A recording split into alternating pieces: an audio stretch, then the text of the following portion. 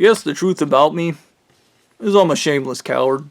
Um, Anytime I've ever had to be brave in my life, the fight was taken to me. And this is kind of funny because the Vajrapani guy, the god they made me, actually is a protector, meaning he doesn't seek out violence or glory or any of that other stuff. He protects. So he in himself is technically a coward because all he does is stand in the way. It's kind of weird because in my mind I have like his life story, but then there's this storm god before him and another guy before that guy. It's all drug trips, dude. Don't do drugs. It's bad for you. I don't do drugs. A dickhead on my Facebook recently was like, "We'll see who's the real druggie," which means the church is planning on using all the videos of them getting me high on drugs because I don't do drugs, and they're gonna smear my name and run a fucking, what's it called, narrative that I'm some drug-addicted loser when they're drug-addicted losers. Once again, it's projection. They're going to project all their awful shit onto me and then hide behind their facade, their fake face.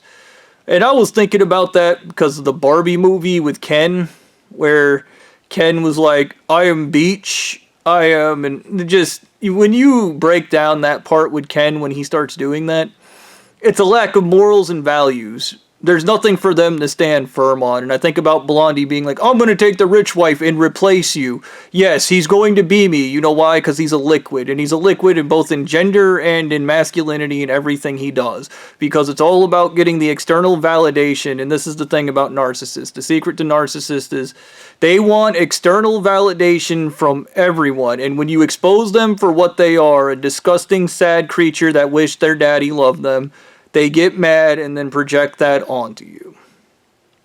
I will say this about Blondie. When he was like, "You're not like Tony Stark, you can't make the sacrifice play."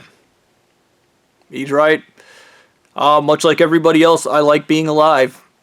But just like Blondie, who also turned himself in as a virtue signal, and then immediately signed a perjury so that he can never turn himself ever in again, he is also a shameless coward. So me and him have that in common. The problem, the difference between us, I'm willing to admit it. The real difference between us is he has billions of dollars on his side and I'm some guy. And I remember this really stupid speech from Annalene Mummy God where he was like, "The problem with the Boers is they lack confidence and they're not willing to risk taking risks. They're not willing to make risks. When you're poor, you have one shot at life to make it big. That's it. You don't get any more shots. Unlike Donald Trump, who had an airline, he had water, he had a casino, he had a steak, he sold at Sharper Image, he had a whole bunch of failed businesses, and he's still a loser. And because he had millions and millions of dollars, he still made it to the president by money. Okay, and that's how powerful money is. You can be the biggest loser on the planet, but still have money. And the truth is, in America, everybody's a slut for money. The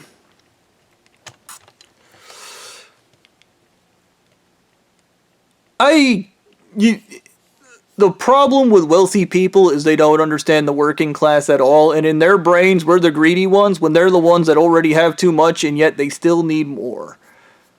This is a sad truth. I remember one of the wives I was talking to, I was babbling about calling a boat Mary's butt because everybody gets a ride. I don't know why I was doing that, but both of them, every wife wanted money from me to buy expensive things to get people to like them. And I think that's just the sad truth about America, is that's where everybody's at. And I remember Blondie trying to explain to me he wants me to be better than that.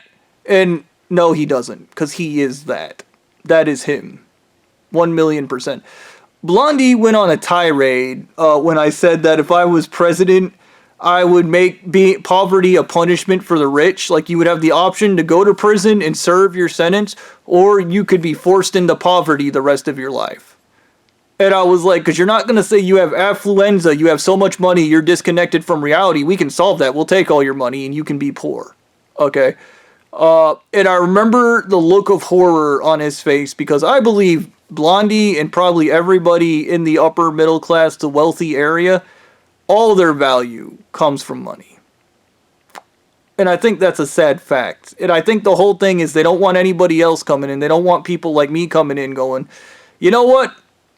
The latest Ferrari, I remember one of the wives wanted the latest Ferrari that came out. Another wife wanted the most expensive car. And you just hear this and it's sad. Because the truth is, they're looking for that external validation they didn't get from mommy and daddy growing up, okay? And that is, once again, it's the thing with narcissists, external validation. And when you expose them for what they are, they hate you and they'll spend every asset they have ruining your life because they don't like being outed as the little men and insecure losers they are. And this feeds into, I remember Anal Eating Mummy God going on about how you have to cheat at everything, the only way is to cheat. And I then pointed out, when I reported the church, I didn't cheat. I simply said that in court. But it was them that cheated. They began poisoning me, and I'm gonna be clear on this. Destroying somebody's brain is the most fucked up way to win anything ever. But just below shooting them in the head and then declaring yourself the winner because you shot them in the head. Okay? I mean, you run into this with Republicans where you'll debate them and then they'll just say, I won when they got their asses kicked the entire debate. And you're like, okay, you can't handle losing because daddy won't love you if you lost. Like, you don't understand, I'm a loser if I lose. No, you're a loser by nature. Okay? When you go to cheat, you have admitted you're a loser. But the whole thing is you will win. You can shoot anybody in the head to win anything. And this conversation, when I had it with Anal Eating Mummy God, because he was all about, and it is edgelording. It is probably the peak of edgelording. And I remember Gannon being like, edgelords are the guys that say they would do stuff and then they don't. But I'm willing to actually murder. I'm willing to actually poison and kill. And I was like, so you're willing to cheat to win? I was like, good. He's like, yeah. I was like, good, you're a loser. I was like, you're just a guy that can't admit he lost. It's astounding to me how they're like, oh, you eye gouge bullshit and you brutalize the other person and and if they're stupid enough to follow the rules, you make fun of them and you just keep going amoral, and then you get what you want. And you're like, okay, great. Yeah, your highest self, a sack of shit. It's funny that in Egypt, they put a feather on a scale and your soul has to have more value than that. And if you're valueless like these people, you don't get into heaven. And it would be a real shame for them to die and find out it's Egyptian God judging them because you see Ganon like, oh boy, I hope my soul has value. And it says you cheat at everything, you lie, you murder and kill to get what you want. You poison people with heavy metals, you do all the bad things.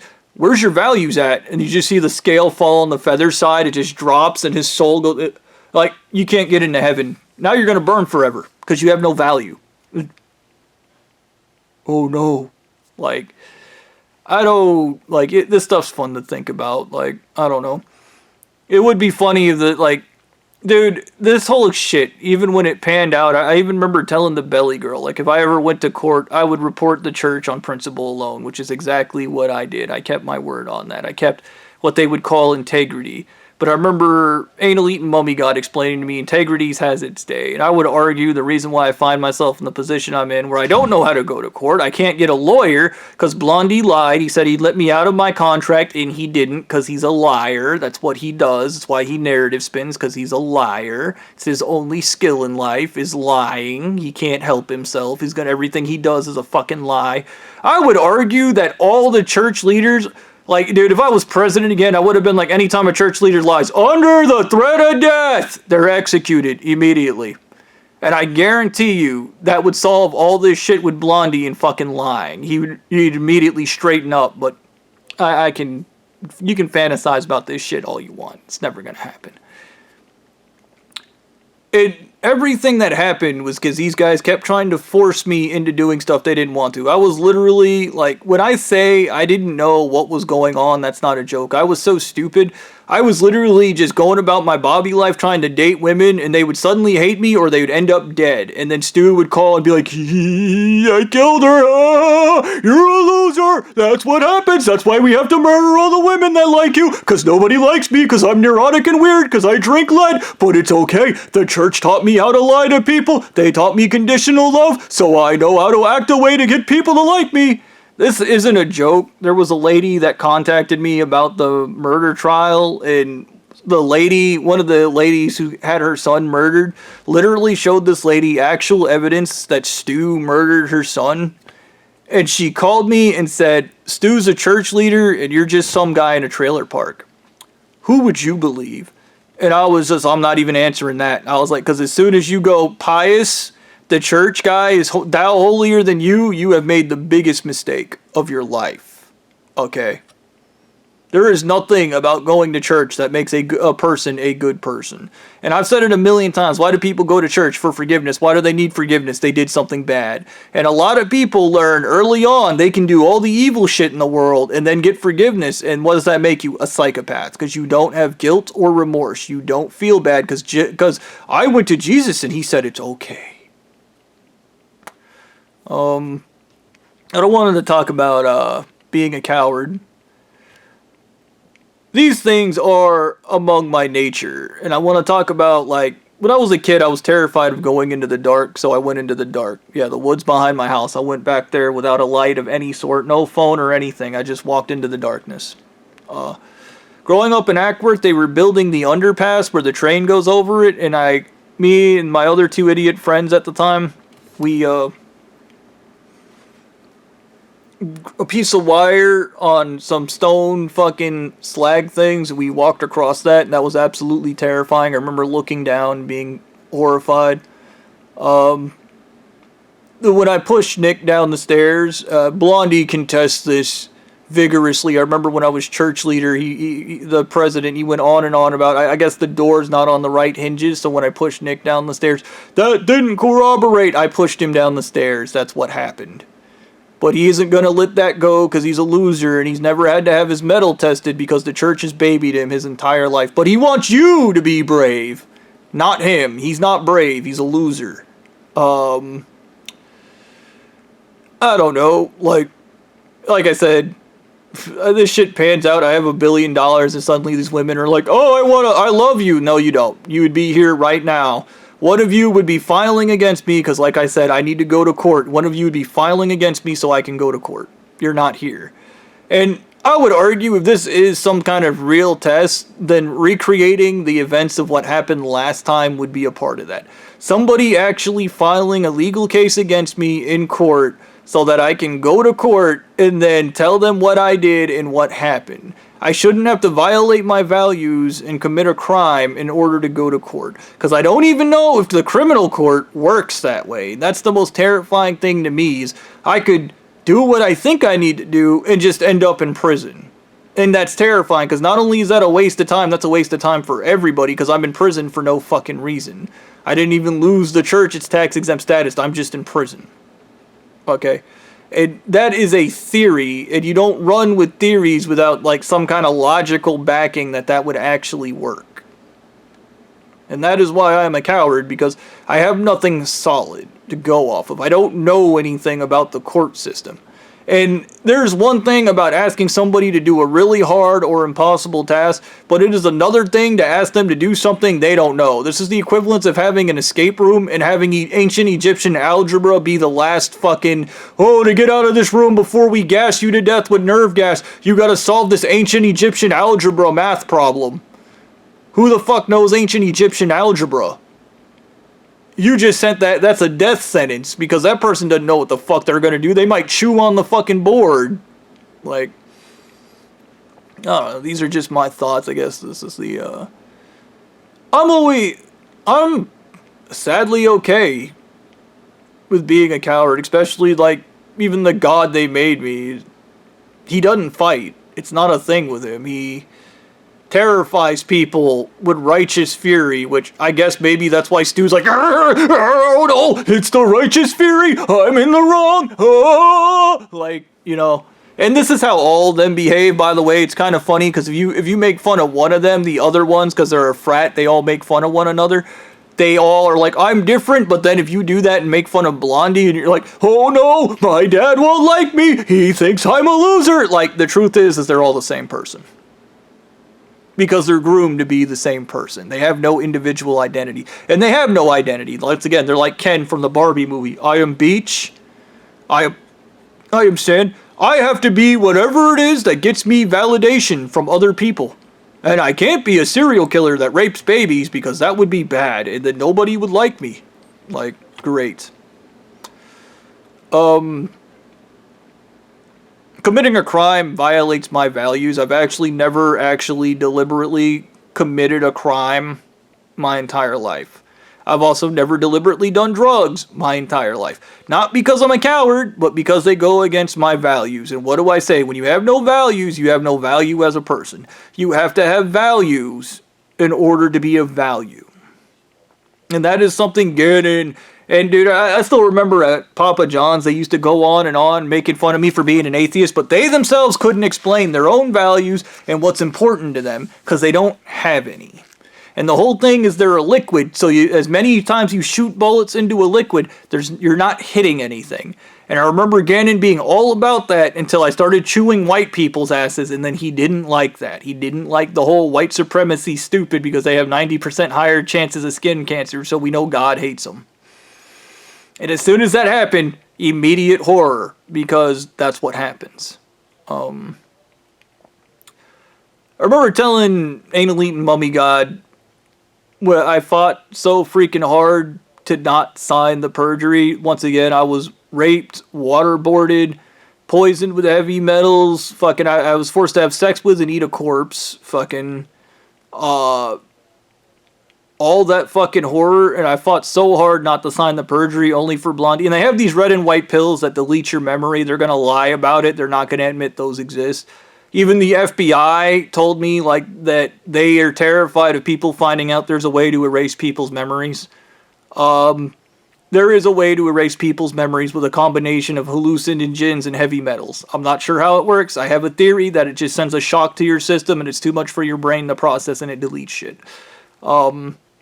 Anytime anybody's ever been recovered with amnesia, they've been hit with these red and white pills. I actually used them on a lady in MK Naomi that got her mind erased. Yeah. But I remember telling him I knew once I dropped that ball, there was no winning after that. And I remember this kind of sound of horror he made that was like, oh no. And I told him, I was like, I think I proved to you guys you can win by doing things the right way. The problem with you guys is you can't win by doing things the right way because you're losers. And I remember this awkward silence in this deep, I don't even know how to describe the sound. It was just the sound of lament. Like, it was a complete sound of lament. Like as if he had to, I guess for 10 seconds, he had introspective, or he had to reevaluate his entire life, and it's just like, I killed this guy, I cheated at that, I cheated at this, I cheated, but he's telling me I could have won legitimately if I was a good person and actually committed to competition. It's funny as shit in psychology, because anytime you have an inferiority complex or an envy brain or whatever, they're in competition with everyone. And like my friend Taco, he cheated at everything and then was like, it's fair because everybody would do it. That's projection. You cheat. Not everybody. You cheat. You're a shitty person on your own. And the whole thing with these people is they have to prove you're just as shitty as them, or if they can't prove that, they have to shit fling. And here's the thing about being a genuine person. You're okay. You don't have to be more than that. And as bad as I failed the world, I'm okay with being a shameless coward. Okay. Like, yeah, I wish things were better. I wish there wasn't a bunch of assholes that just did the wrong thing no matter what. Like, Blondie will always do the wrong thing. He will never, ever in his life, ever do the right thing because he has no guilt or remorse. He's an emotionally stunted child. He'll never be an adult. He'll never be a real man. Okay. That is a fact. Personally, where I'm at now, like, I've been decompressing my spine, and it's been causing me weird problems, but, like, in my life, I just wish I could buy a house somewhere and just go be alone, because I am that disappointed and sad with the world. I am. Yeah, I should have had a girlfriend a million times. This church literally can murder them, and that's totally fucking legal, by the way. And there's no justice in that. I shouldn't call the FBI and go, these sons of bitches are murdering women I like. That should be an immediate, sounds like they lost their tax-exempt status. But whatever, man. This is just me finding peace with myself. And yeah.